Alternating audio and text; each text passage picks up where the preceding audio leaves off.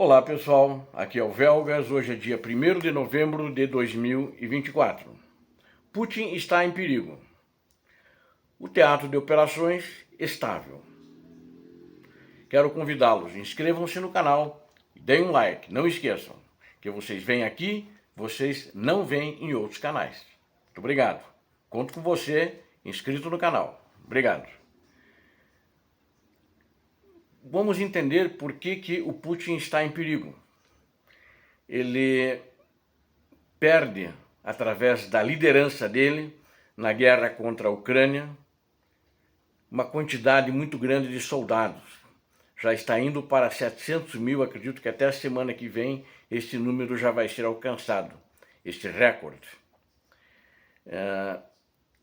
E também perde uma grande quantidade de material bélico. Isso são fatos. E não cumpriu o que ele prometeu no início do que ele chama de operação especial na Ucrânia, não chamou de guerra, que já transformou-se numa grande guerra e com a possibilidade de ser ampliada ainda, denotando um fracasso e principalmente ele levou a um princípio de colapso da economia da Rússia. Então ele está em perigo porque existe um movimento internamente, não vamos falar agora dos inimigos externos, mas vamos falar das relações geopolíticas e o que isso influi na guerra da Ucrânia, na Europa, etc. Então ele deve ter chegado a um acordo para que alguns eventos que deverão acontecer até o final do ano salvem a pele dele. Porque na realidade os oligarcas, aqueles que o mantêm no poder, junto com todos os serviços de segurança, sejam o exército e os serviços de informações, que sustentam ele, inclusive ele é oriundo de um serviço da informação, da antiga KGB, não cumpriu o que prometeu para os seus pares, que ele não é mais o par, ele é o ímpar, porque ele é o ditador russo, mas os pares que sustentavam ele e sustentam ele no poder. E ele levou a Rússia à bancarrota, e principalmente os oligarcas. Ele matou muitos deles que se opuseram, né? E sem dúvida, alguns era tido como suicídio, outro matou a família e se matou depois também, outro pulava de prédio, coisas assim que ninguém acreditava. Mas eles manifestaram-se individualmente, existe uma posição uníssona, parece que contrária a que a situação atual tenha uma continuidade, ou pelo menos procure ser uma situação honrosa, o que está difícil nesse momento. Mas alguns fatos vão acontecer. E militarmente falando, a Rússia está em uma posição muito difícil, apesar de alguns pequenos ganhos táticos, no leste da Ucrânia especificamente, mas centrado apenas numa região, ali na região de Pokrovsk, né? Não é em todo o teatro de operações de uma linha de frente, de um teatro de operações de 1000 quilômetros, com diversas linhas de frentes ali, já consolidadas e bem delimitadas. Então, o ganho, por exemplo, que ele obteve com o Selidov recentemente é muito pequeno. Percentualmente, vai somar pouco aí entre os 18% a 20% que ele detém do território da Ucrânia, praticamente nada. E um custo altíssimo, né? E eu acho que seria uma pena se acontecesse uma posição negociada da Europa para que Putin tivesse uma vitória diplomática, ou seja, faz um cessar-fogo, fica tudo como está, e ele fica lá aguardando para a prorrogação da guerra depois. E mesmo porque a Ucrânia não vai aceitar, se for uma paz, perder os seus territórios, como está escrito constitucionalmente, que a Ucrânia não pode abrir mão de seus territórios, em qualquer situação que seja. Porque aí depois o Ocidente, ou mesmo a própria Ucrânia vai descobrir, aliás ela já tem certeza, que ele já está com um número reduzido dos seus milhares de soldados que foram mortos. Ele não tem um outro exército para trazer de mais 600 mil homens se esse desaparecer, ou de mais 700 mil homens. Então as coisas não estão bem na Ucrânia, eu concordo na minha análise, né?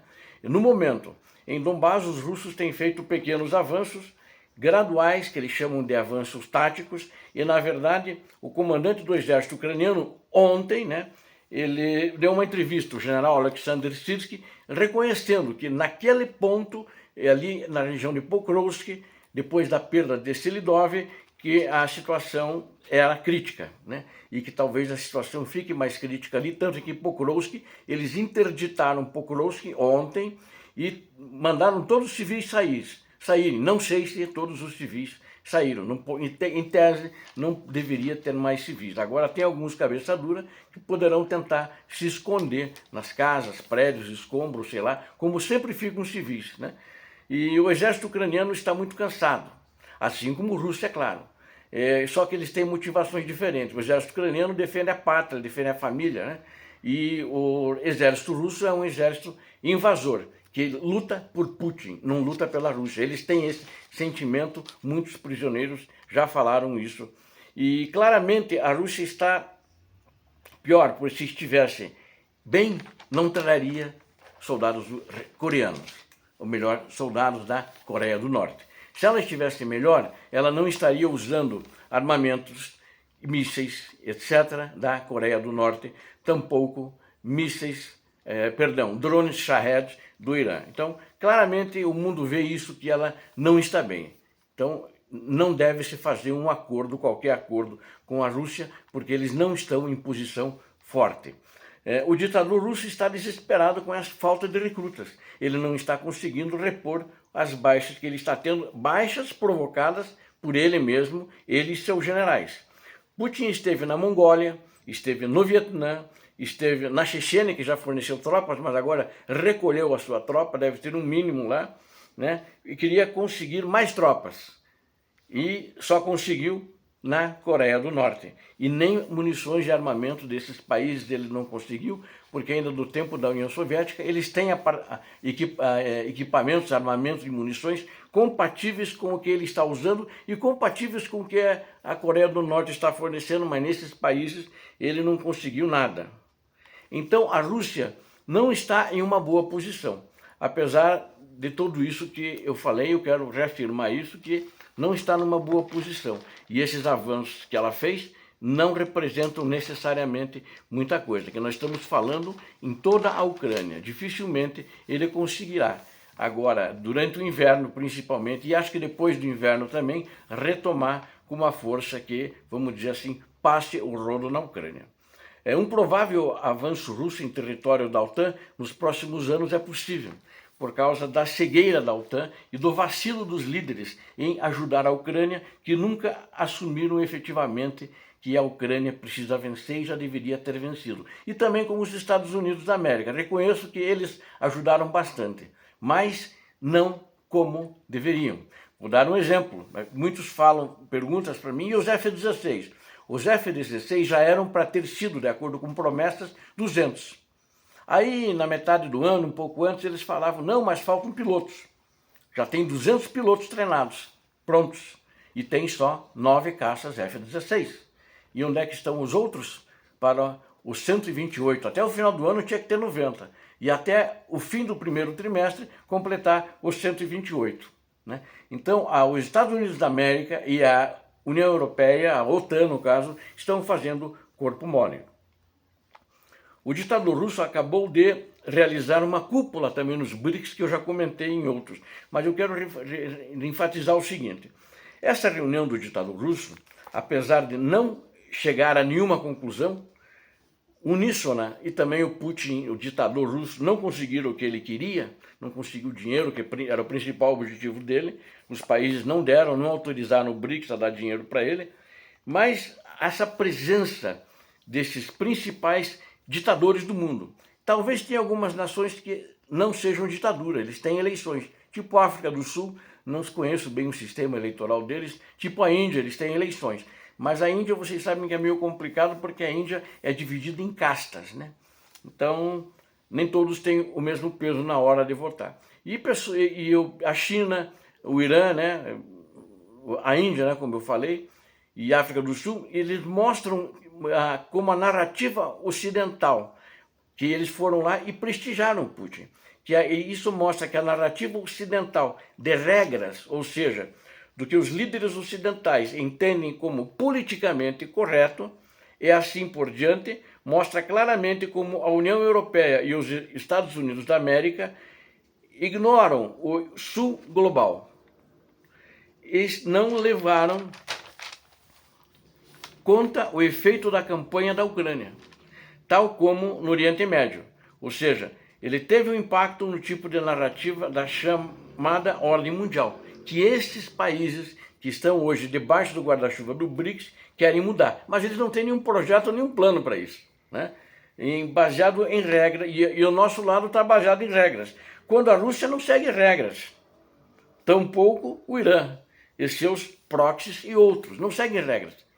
Apesar de não existirem resultados concretos em Kazan, aquela cúpula deveria servir de alerta para os Estados Unidos da América e a Europa, que estão agindo errado. Na Ucrânia e no Oriente Médio, ao final, era a mesma coisa como eu acabei de dizer. Só que guerra não tem regras e Putin não segue regras. Ele assassina, ele mata, ele estupra. No Oriente Médio é a mesma coisa, o que fizeram em 7 de outubro. Mas todo mundo está gritando. E na Ucrânia não estão dando a ajuda que ela precisa. Talvez a guerra na Ucrânia também congele, né? O que é além do gelo do frio, ela vai congelar. E a Europa faça, agora no inverno, seria interessante que a Europa fizesse o seu dever de casa. Esse é o meu ponto de vista, para fortalecer a Ucrânia, voltar mais forte. Eu digo a Europa, porque pode ser que os Estados Unidos voltem contra a Ucrânia, dependendo de quem agora, no dia 5 de novembro, na próxima terça-feira, ganhar as eleições nos Estados Unidos da América. Se for o Trump, não terá a mesma ajuda que vinha tendo até então, né? Vamos esperar então esse inverno, né? Esse inverno ele tem que fortalecer a Ucrânia. A Rússia vai tentar se fortalecer, junto com seus aliados, sem dúvida nenhuma. O ditador russo diz que vai continuar a ofensiva. É muito difícil, mesmo a pé, porque é muito alto. A neve chega a atolar. Então, digo isso na minha análise, porque se Trump vencer as eleições nos Estados Unidos da América, é preciso resolver essa questão logo. Nada para o criminoso ditador russo.